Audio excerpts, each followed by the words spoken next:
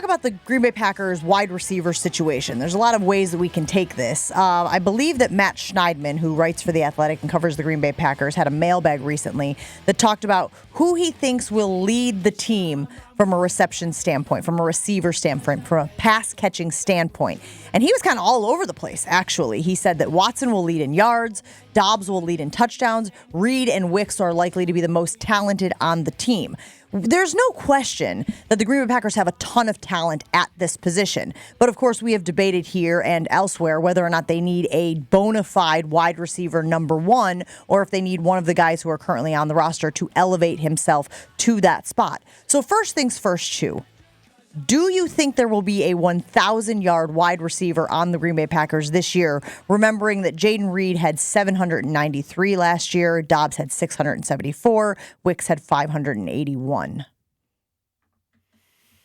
I would say Reed, but because there's so many of them, I would say no. He'll probably come close. I'm not bought into Watson yet with the hamstring as far as playing most of the games. But I think Wicks, right now I think Doubs is what he is. I don't know if he's going to get any better. I don't see him evolving into a 1, but I think he's a pretty good 2. I still think Wicks and Reed could develop into 1s because right now they all feel like 2s. Sure. So, but which is not nice reach thing 1,000 yards, right? No. Because you got Kraft, you got Musgrave in there so too. So many, there's so many weapons. Too many people. Which is better.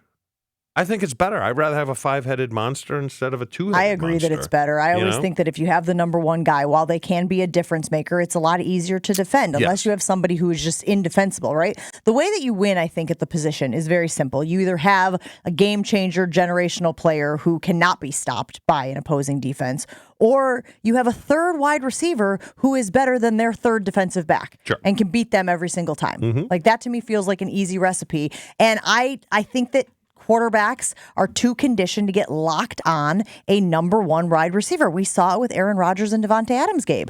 I think that's just an unfair narrative that happened with those two because of the one play where Alan Lazard was running wide open at the end of the 49ers game. But it was clear that they were, in that game as well, they threw the ball and completed 10 plus passes to Aaron Jones. You take a look at what the Chiefs did last year. You take a look at what the Tampa Bay Buccaneers did the year that they won.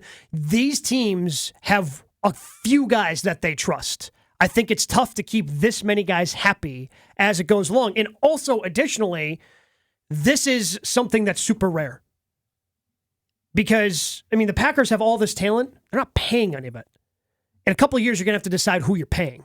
And you're not going to be able to have this depth of talent. Mm-mm. So eventually you have to evolve on to where the Kansas City Chiefs were last year, where they clearly had 3 guys that they really trusted in the playoffs. Yes, other guys made plays, but watching those games, looking at the box scores, it's very obvious that Isaiah Pacheco, Travis Kelce, and Rashee Rice were the 3 guys that they trusted, and they got the ball and fed them the ball early, often, consistently, and that's how they got to a Super Bowl.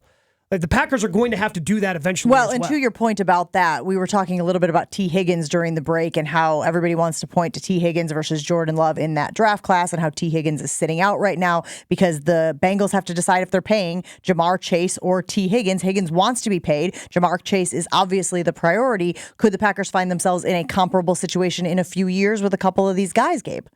Oh, absolutely. Like, you're not going to be able to keep all 4. You're not. We keep saying 4. It's realistically 6 because the 2 tight ends. But you're not going to be able to keep all of them. Probably, if you're lucky, you'll be able to keep half. If you're lucky, you'll be able to keep 3 of the 6. 2 wide receivers and a tight end. LaFleur's biggest challenge will be managing the egos. Yeah. Because you have, let's just say, 7 guys you got to get the ball to. There were times, and Holmgren did a great job at it. There were times Keith would have like 7 catches and not have 1. And you want to hide the fact that you're bent inside, but they know it. And then he'd always take care of you. He'd level it out. But that's going to be the biggest challenge because if you look at Watson, this is a huge year for him. And ultimately, guys want to win, but they also want to get paid.